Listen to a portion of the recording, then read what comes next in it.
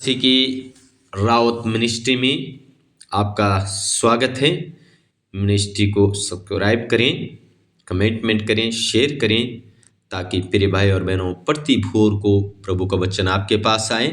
सुबह 5 बजे वचन आपके पास आएगा, आप सुन के आशीषित हों। आमीन। उत्पत्ति की किताब उसका 18 अध्याय में हम लोग 1 से लेके 15 तक पढ़ेंगे। हमारा टॉपिक है परमेश्वर के लिए कोई काम कठिन नहीं है। हालेलुया। असंभव का संभव करने वाला परमेश्वर है। आमीन। लिखा है प्रिय भाई और बहनों, अब्राहम मरमे के बांझ वृक्षों के बीच कड़ी धूप के समान तंबू के द्वार पर बैठा हुआ था।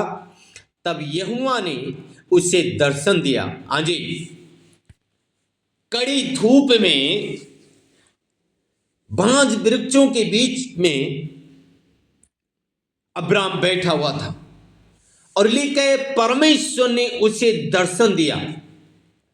हाँ जी, सर्वशक्ति महान परमेश्वर ने उसको दर्शन दिया।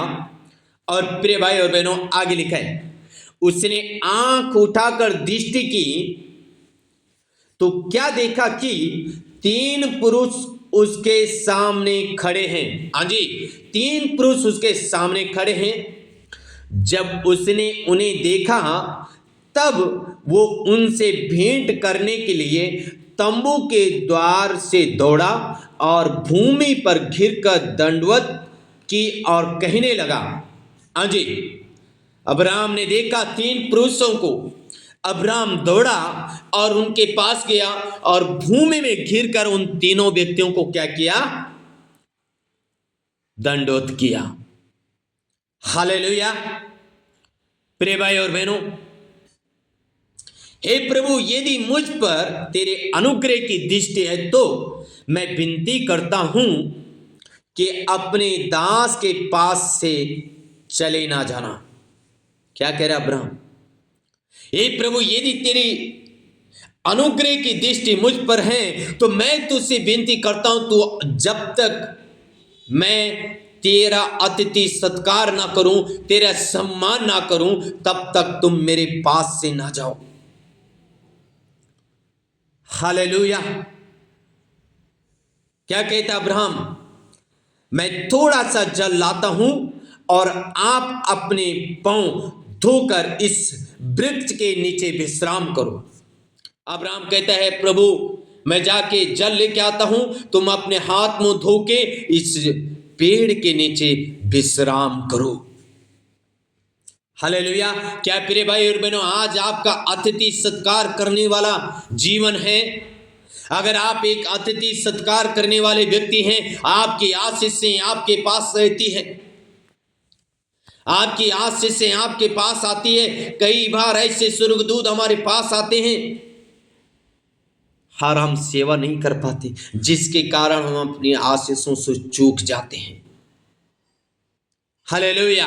अब्राहम यहां पे उनकी सेवा कर रहा है और अब्राहम झटपट गया, एक अच्छा सा बछड़ा काट के जल्दी से लेके आया, अपनी पत्नी को दिया, बनाया अच्छा भोजन और उनको अच्छा भोजन खिलाया। हालेलुया। आमीन। प्रिय भाई और बहनों, आगे सीधा 9 पद में देखते हैं। फिर उन्होंने उससे पूछा, तेरी पत्नी सारा कहां है? उसने कहा, वो तो तंबू में है। ध्यान से सुनेगा। उन व्यक्तियों ने अब्राहम से पूछा, तेरी पत्नी सारा कहां है? अब्राहम ने कहा, वो तो तंबू में है। तब ध्यान से सुनना, उसने कहा, मैं बसंत ऋतु में निश्चय तेरे पास फिर आऊंगा और तेरी पत्नी सारा के एक पुत्र उत्पन्न होगा। हाँ जी, प्रिय भाई और बहनों, ये दूत कह रहे हैं निश्चय हम बसंत ऋतु में फिर से तुम्हारे पास आएंगे। हालेलुया। और सारा से एक बच्चा उत्पन्न होगा, जिसकी प्रतिज्ञा परमेश्वर ने अब्राहम से की थी। सारा तंबू के द्वार पर जो अब्राहम के पीछे था सुन रही थी। ध्यान से सुने मेरे प्रियो। सारा अब्राहम बूढ़े हो चुके हैं, मासिक धर्म बंद है। लिखा है सारा द्वार के पीछे है, अभी तक उन दूतों के सामने नहीं आई अपने शर्म के मारे। शायद शर्म लग रहा होगा इसलिए सामने नहीं आई। हालेलुया। शायद आज आप अपनी परिस्थिति को देख के शर्म कर रहे होंगे, लज्जा रहे होंगे अपनी परिस्थिति को देख के। पर प्रिय भाई और बहनों, परमेश्वर के लिए कोई काम कठिन नहीं है। आगे लिखा है अब्राहम और सारा दोनों बहुत बूढ़े थे और सारा का मासिक धर्म बंद हो गया था। अब्राहम और सारा बूढ़े थे, उनका मासिक धर्म बंद हो गया, उनकी आशा टूट गई, उनका आशा खत्म हो चुकी है। प्रिय भाई और बहनों, जहां आपकी आशा खत्म होती है वहां परमेश्वर काम करना शुरू कर देता है। जहां आप सोचते हैं कि अब कुछ नहीं हो सकता, वहां परमेश्वर आपके लिए आज कहता है बेटा अब यहीं तो मैं काम करने जा रहा हूं। जहां तू सोच रहा है कुछ नहीं हो सकता, वहां मैं काम करने जा रहा हूं। हालेलुया, आमीन। लिखा है इसलिए सारा मन में हंसकर कहने लगी मैं तो बूढ़ी हूं और मेरा पति भी बूढ़ा है, तो ये क्या मुझे ये सुख होगा। सारा अपने मन में हंस रही है, जोर से चिल्लाएगी तो सुनेंगे। मन में हंस रही हो और मन में हंस रही मैं तो बूढ़ा हूं, मेरा पति तो बूढ़ा है, मेरा मासिक धर्म बंद हो गया, ये कैसे हो सकता है, क्या मैं इस सुख को देख सकता हूं। हालेलुया। मन में शैतान ने घोंसला बना के रखा है कि तेरा बेटा हो नहीं सकता है, तेरा वंश हो नहीं सकता है, क्योंकि मन में तो शैतान ने नेगेटिव भर के रखा है। आज मैं आपसे कहना चाहता हूं अपने मन को स्थिर रखें, वचन में स्थिर रखें। मन में शैतान घोंसला बनाता है, अपने मन में शैतान का घोंसला ना बनाए।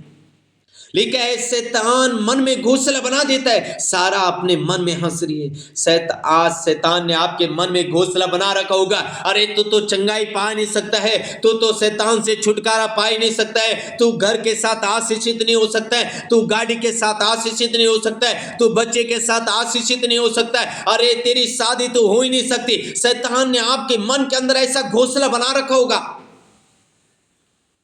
प्रिय भाई और बहनों, 13 पद में लिखा है तब यहोवा ने अब्राहम से कहा सारा ये कहकर क्यों हंसी कि क्या मेरे जो इतनी बूढ़ी हो गई हूं सचमुच एक पुत्र उत्पन्न होगा। हालेलुया। परमेश्वर कह रहा है सारा क्यों हंस रही, मैं तो बूढ़ी हो गई हूं।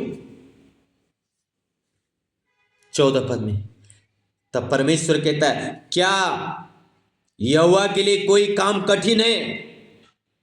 नियत समय में अर्थात बसंत ऋतु में मैं तेरे पास फिर आऊंगा और सारा का पुत्र उत्पन्न होगा। परमेश्वर कहता है अब्राहम को मेरे लिए कोई काम कठिन नहीं है, मैं बसंत ऋतु में फिर तेरे पास आऊंगा और पुत्र को उत्पन्न तेरे पास देखूंगा। हालेलुया।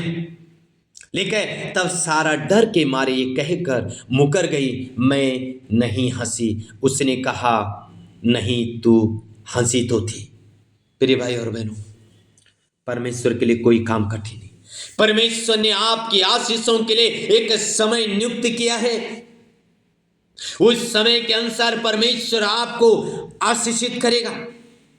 इसलिए अपने मन में शैतान का एक घोंसला ना बनने दे। शैतान सारा के मन में घोंसला बना के बैठ गया। और सारा हंस रही है, ये कैसे हो सकता है, क्या मैं इस सुख को देखूंगा?